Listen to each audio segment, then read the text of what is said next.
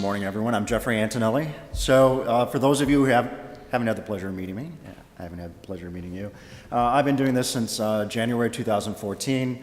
I've been a lawyer for 16 years. My background is in civil litigation, and I got involved in the RC hobby, and things started off from there.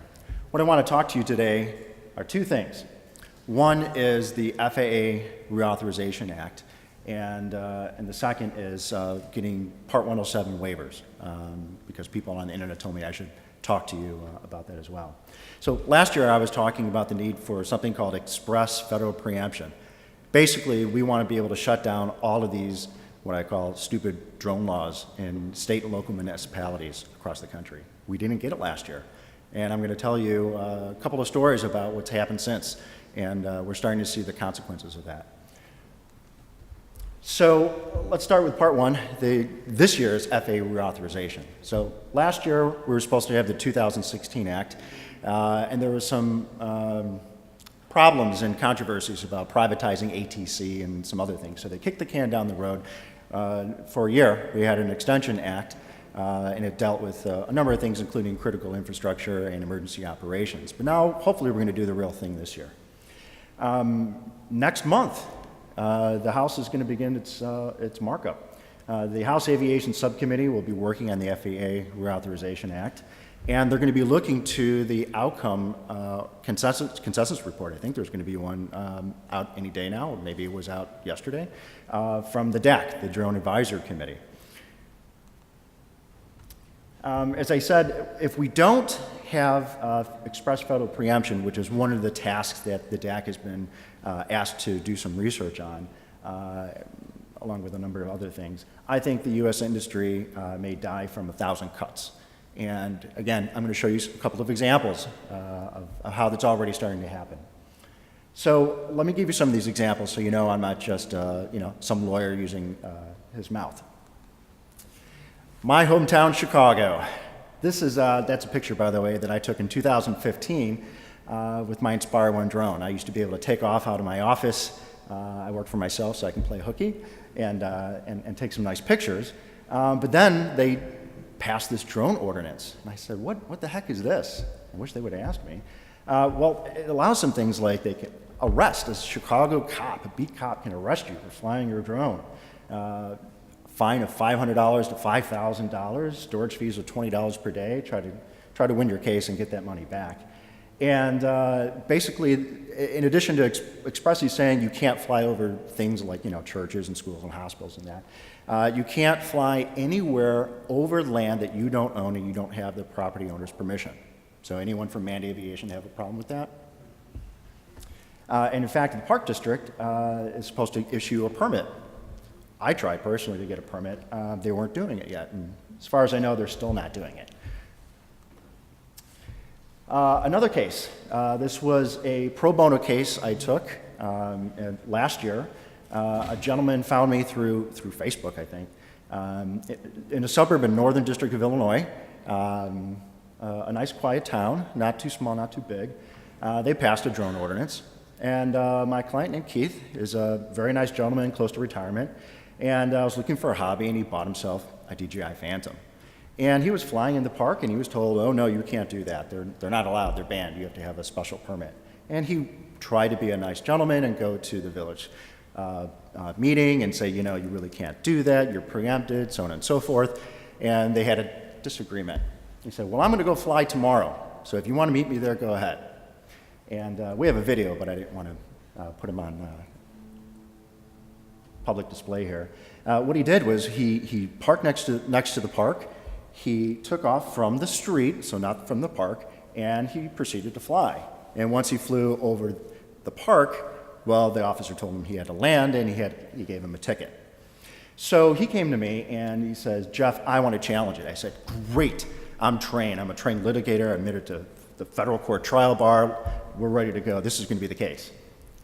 Except I said, just wait for a moment, Keith. I know you're really fired up about it, and he really was.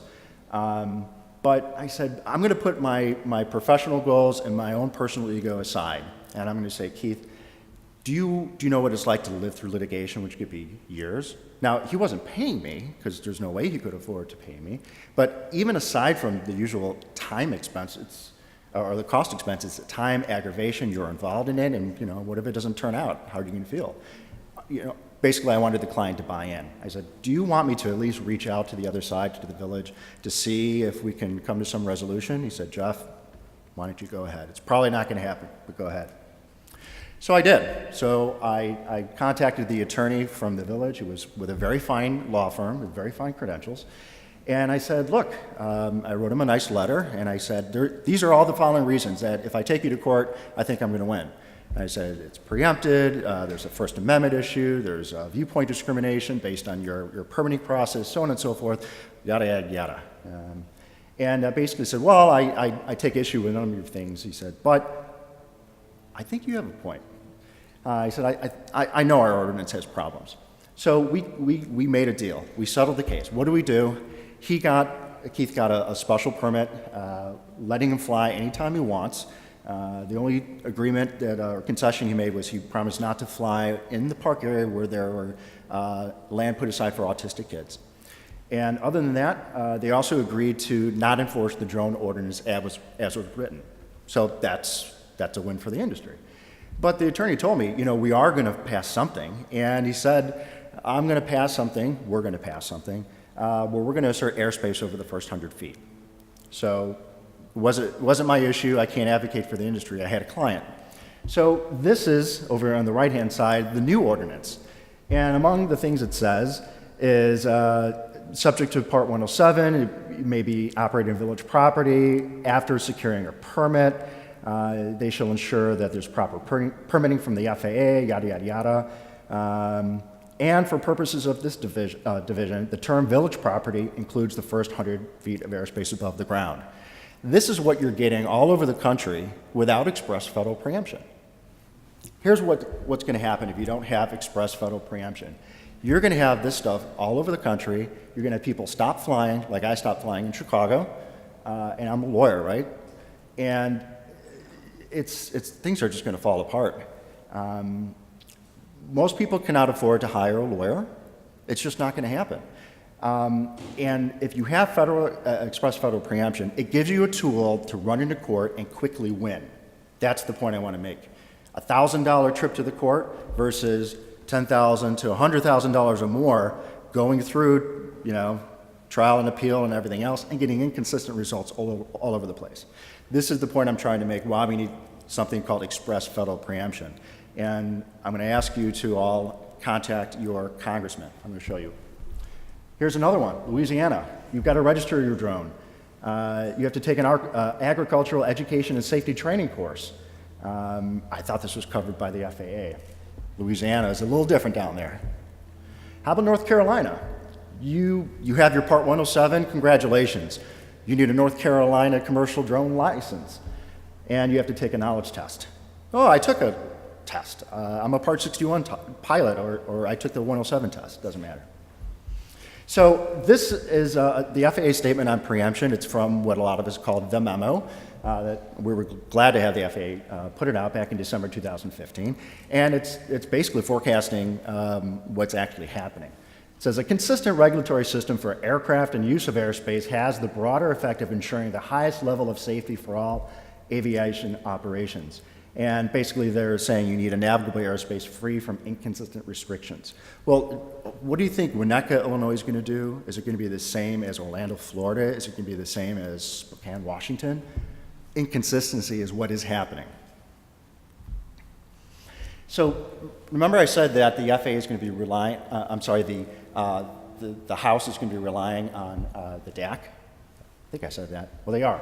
So the Drone Advisory Committee, or the DAC, is the committee that has been appointed by the FAA to advise the FAA, and the report's going to be going to the House soon, next month. It's chaired by the Intel CEO. And this is the list of companies that are participating in the committee. And most of the names you're going to recognize, they're household words. Intel, 3D Robotics, Facebook, Amazon, DJI, CNN, BNSF, Garmin, American Airlines, UPS, Helicopter Association International, some airport associations, MITRE, Stanford University, MIT, AT&T, AUVSI, a number of others, and one of my favorites, AMA. Very good, thank you. Who isn't represented? At least not directly. Commercial users. I don't see a group up there, maybe I'm wrong, that represents commercial operators of any size. Well, here's one at least, RCAPA. If Patrick's in the room, I think he'd be able to talk to you about RCAPA. It's been around for a while. It represents commercial operators for remotely piloted aircraft. And RCAPA wanted to have a seat on the DAC. They happened to have appointed me. And unfortunately, we weren't selected. But neither were any other organizations that directly represent commercial UAS operators. So let's go back to what's about to happen. So this is a pathway for the FAA reauthorization, and these are also all the steps where you, as an industry, have a chance, just in case someone on the DAC doesn't represent your interests. First, it starts in the House. It's starting with the Aviation Subcommittee. It's going to be debated. There's going to be it's going to be going through the subcommittee. It'll eventually go to the Senate. There'll be a conference committee, and eventually the president will sign it or veto it, so on and so forth. Those are the basics. At each point is your opportunity to create advocacy. For the House, you can call your U.S. representative or your lobbyist or your trade association. At the Senate, you can call your senator. At the conference committee, you can call both. And maybe you'll call the media too. So here's some of the contact information for your representatives. And if you think that what's happened in the past year as far as the proliferation of local and state drone laws and some of the quick examples I gave, if you think it's not going to get worse, let me tell you, I think it is. Moving on to part two, part 107 waivers. So a lot of people have asked me to focus my talk on the waivers, even though it's not strictly legal. It is because it's a regulation, but I'm going to talk to you about it because a lot of clients come to us for help. Most of you probably already know the types of waivers you can get for additional operational abilities. I think some of the most popular ones have been flying during nighttime, called daylight operation or nighttime waiver. A lot of people come to us and want beyond visual line of sight and flights over people. You may have heard that there was supposed to be a rule or an NPRM coming out. I think it was supposed to come out last December for flights over people. Didn't happen in January, and then supposedly, well, it hasn't come out yet. Supposedly there was a pause in it because there was a new president in town and he put a pause on new regulation. I'm going to be talking in just a minute about the FAA UAS Symposium, and during that time, I was also told at least once that there were some national security concerns that may have also had a role in why we don't have an NPRM for flights over people. But this is the list of possible waivers. Very quickly, in case none of you have been introduced to a 107 waiver, there's a number of pieces to your application. The first basic is your concept operations. You want to describe in detail what is it that you want to do. So you want to do, I don't know, photogrammetry, volumetric analysis on a mine, or you want to take pretty pictures by the coastline, or what have you. And then there's an operational risk assessment. You want to tell the FAA what are the risks, so they know you kind of understand what the risks are. And then you're going to show how you're going to mitigate them. And then, depending on your airspace and the type of operations, some additional documents like maps and diagrams. Back to now what I was teasing you before about the FAA US Symposium. I want to talk about the high-value 107 waivers. So you remember Patrick Egan was talking about the upside-down wedding cake? Where's the money at? And the money is at the top. And the way I view it, two of those things are going to be flights over people and beyond visual line of sight. So those are the waivers that the larger dollars are going to be in. And it's what we're trying to focus on. I went to the FAA US Symposium in Reston, Virginia for one purpose only. What is the secret sauce to getting these waivers? What do they really want to know? I'll go to Virginia, I'll spend thousands of dollars, I'll spend a lot of time away from the office, and I'll do it. I'll tease the conclusion, it's going to be there is no secret sauce. Here's what they said. You have to fully describe your operations and explicitly identify the risks to other aircraft and people and property on the ground. And basically, if you can't show that you understand what the risks are, you have no business getting these special high-value waivers. You're going to have to look to the FAA's published performance standards, which I think are not very clear or helpful, but that's what they're telling you to do. And when the slides go around, you'll be able to click on there and go directly to the performance-based standards. How do you mitigate the risks? There's things like parachutes. I know Fruity Shoots is here, rotor guards, flying a frangible airframe, or upgrading the certification of your software. Here are my concerns. So the FAA is trying to get to a place where they have safe, full integration with the NAS, manned and unmanned. And they want to allow you to have high-value Part 107 waivers, like beyond visual line of sight. Okay, but they're not going to tell you how to get there. They're just not. What I was told by one person who was in the bar from the FAA with me said, basically we learned a lesson from Section 333. We talked to people who were approved operators, they didn't know what was in their approval. Probably because I think they just copy and pasted the 333 petitions or just, hired a company that filed generic petitions that, so yeah, we're going to do mining and we're going to do real estate, we're going to do underwater scuba exploration, this, that, and the other. Which incidentally, I think Colin Snow picked up the fact that we couldn't use these petitions to give any indication of what the market's actually going to be at, because it's, yeah, we're everything, and maybe nothing. So how do you get one? How do you pass the test? Well, we, the FAA, want you to show us that you know what you're doing and it's going to be safe. Well, what is that? Well, we're not going to tell you, but you have to do testing. All right, well, I want to do beyond visual line of sight. How do I do the testing to prove that it's safe without having a waiver? Catch-22. Oh, well, here's what we were told. Go to another country, go America, work with someone who's already been approved, or your guess is as good as mine. My concern is that for most businesses or subdivisions of large companies that are given some seed money to go ahead and try it, it's going to take too long, it's going to take too many attempts. Every petition will be guesswork with the FAA, and that costs time, money, and opportunity costs. So here's one guess of what might be required if you want to do beyond visual line of sight. So I took a look at, I think this was from the BNSF 333 application. They're talking about the Textron Aeroson. So this has been around for a long time. Again, they're not asking for beyond line of sight, but they are asking for flights above 500 feet. I think it's been flown all over the world. It's been flown under COAs granted to NASA, Department of the Interior, public universities. Over 100,000 hours of flight operations, 700 to 900 flight hours per week. In all that time, they report only 8 lost link communication events. And for each one, the root cause was determined and corrective actions were taken. Various types of transponders, ATC radios, etc. Do you need this? We don't know. My question, for example, for beyond visual line of sight waiver is it equipage, like this, or is it operational? We don't know. What's the philosophical preference of the person who's going to be reviewing the application? I think we need more guidance from the FAA. So to recap what I learned from the FAA US Symposium, the FAA's experience with Section 333, they saw a lot of copy and paste approved petitions that didn't guarantee that applicants knew what they were doing and didn't demonstrate that they were going to be safe operators in the sky. They don't want to allow these same sorts of folks who don't know what they're doing for real to be flying over people and flying beyond visual line of sight.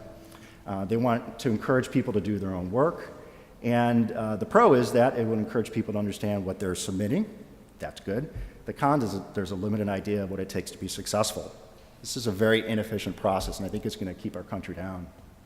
Very quickly, I'll talk about airspace authorizations. Everyone's heard about airspace authorizations for restricted airspace.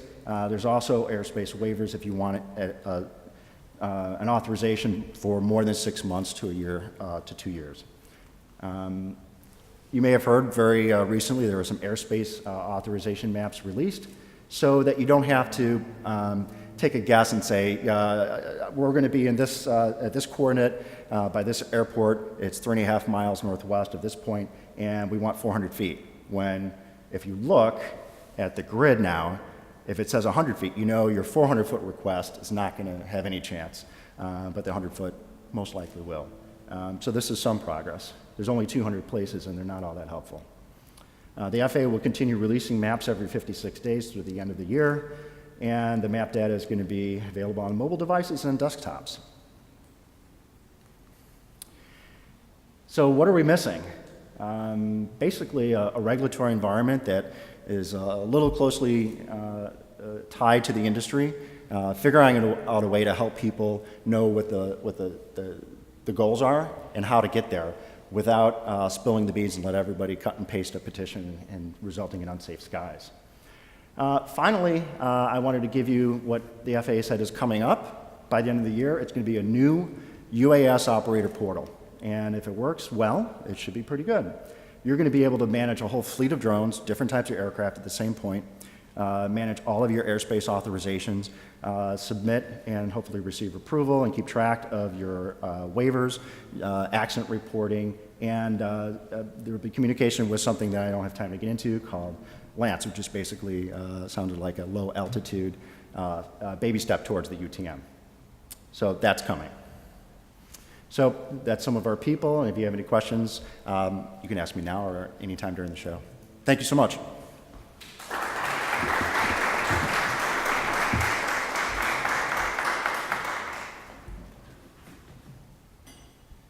Any questions? Got one right here. Hold on. Would you say it would be wise to go for a Part 107 now, or should I wait till these new regulations come out? Well, Part 107 is the new regulation that came out last year for drones under 55 pounds. So I don't see any reason to wait to get your license. You need a license to fly no matter what. Class G, airspace, daylight, you still need it. You could be a commercial airline pilot and you want to fly a drone commercially, you also need a Part 107. Anyone else?